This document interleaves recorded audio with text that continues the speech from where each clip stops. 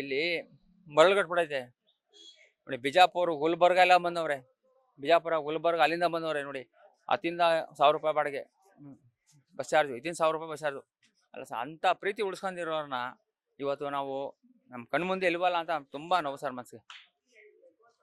ಒಂದ್ ಕಡೆ ಅವರಿಲ್ಲ ಅನ್ನುವಂತಹ ಕೊರಗು, ಮತ್ತೊಂದ್ ಕಡೆ ಅವರಿಲ್ಲ, ಅವರು ಮಾಡಿರುವಂತಹ ಸಿನಿಮಾಗಳು ರಿಲೀಸ್ ಆಗ್ತಿಲ್ಲ ಅನ್ನುವಂಥದ್ದು. ಈ ಮೊನ್ನೆ ಅಷ್ಟೇ ಕರಿಯ ರಿಲೀಸ್ ಆಗಿರುವಂತದ್ದು ಎಷ್ಟು ಖುಷಿ ಕೊಟ್ಟಿದೆ. ಹಾಗೇನೆ ಅವ್ರಿಲ್ಲ ಅಂತಂದ್ರೂ ಕೂಡ ಸಾಕಷ್ಟು ತೆಲುಗು ಮತ್ತೆ ತಮಿಳಿನ ಡೈರೆಕ್ಟರ್ಸ್ ಕೂಡ ಅವರಿಗೋಸ್ಕರ ಸಿನಿಮಾ ಮಾಡಬೇಕು ಅಂತ ಹೇಳ್ಬಿಟ್ಟು 3 ಸಿನಿಮಾಗಳನ್ನ ಅನೌನ್ಸ್ ಮಾಡಿದ್ದಾರೆ ಅನ್ನುವಂತಹ ದೃಷ್ಟಿಕೋನದಿಂದ ಈಗ ಸೋಷಿಯಲ್ ಮೀಡಿಯಾದಲ್ಲಿ ಒಂದು ಸುದ್ದಿ ಹರಿದಾಡ್ತಿರುವಂತದ್ದು. ಅವರು ಒಳಗಡೆ ಇದ್ರು ಕೂಡ ಅವ್ರಿಗೋಸ್ಕರ ಸಿನಿಮಾ ಮಾಡೋದಕ್ಕೆ ಅಷ್ಟೊಂದು ಜನ ನಿರ್ದೇಶಕರು ಮತ್ತೆ ನಿರ್ಮಾಪಕರು ಬರ್ತಿದ್ದಾರೆ ಅಂತಂದ್ರೆ ಖುಷಿ ವಿಚಾರನೇ ಅಲ್ಲ ಸರ್. ಇದೇನು ಗೊತ್ತಾ, ಅವ್ರದ್ದು ಯಾವುದೇ film old is gold release ಆಯ್ತಾನೆ ಇರಲಿ, ನಾವು ನೋಡ್ತಾನೆ ಇರ್ತೀವಿ. ರಿಲೀಸ್ ಆಯ್ತಾರಲ್ಲ, ನಾವು ನೋಡ್ತಾನೆ ಇರ್ತೀವಿ.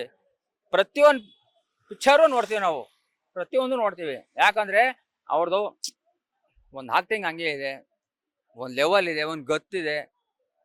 ಬಟ್ ಒಂದು ಪಿಕ್ಚರ್ ಒಳಗಡೆ ಮಿನಿಮಮ್ ಒಂದು ಕಾಲರಿಂದ ಒಂದು ಅರ್ಧ ಗಂಟೆ ಬಡವ್ರಿಗೆ ಅವರು ಸಾಥ್ ಕೊಡ್ತಾರೆ. ಬಡವ್ರಿಗೆ ಆ ಫಿಲಮಲ್ಲಿ ಅವ್ರದ್ದೊಂದು ಬಡವ್ರದ್ದು ಒಂದು ಕತೆ ಮಡಗಿರ್ತಾರೆ, ಅಲ್ಲಿ ಒಂದು ಲೈನ್ ಮಡಗಿರ್ತಾರೆ ಅವರು.